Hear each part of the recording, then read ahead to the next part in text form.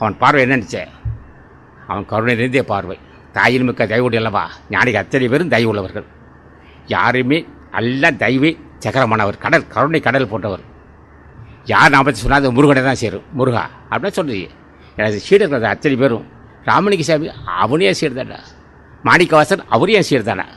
ராமலிங்க சாமிகளும் என் சீடன், மாணிக்கவாசன் சீடன், மகான் பட்டாத்தாரே சீடன், ஆற்றல் பொருந்தி அருணகிரிநாதன் சீடன், கருணை பொருந்திய திருமலை தேவன் சீடன். திருமலை தேவன் எல்லாம் என்னுடைய பிள்ளைகள் தாண்டா. ஏன்னா அவ்வளோ பெரிய ஆற்றல். ஏன் 8000 பாட்டு பாடியிருக்கானா, 1000 கோடி பாடான். சரி, என் ஆசி தாண்டா.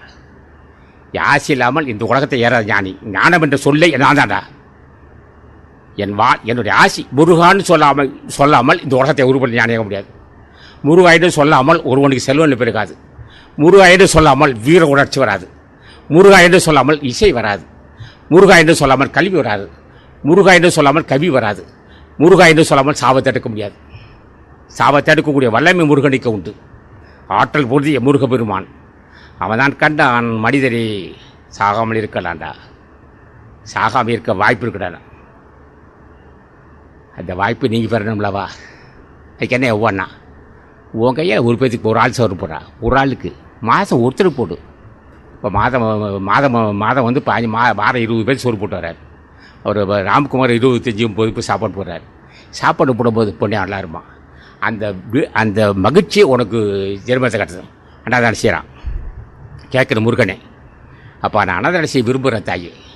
செல்வம் இல்லையடா, என்னை கேட்டில்ல, அப்போ உன் செலவு வச்சுக்கிறேன்டா. போ அன்னதானம் செய். என் பசி தேலுக்கு அன்னதானம் செய்.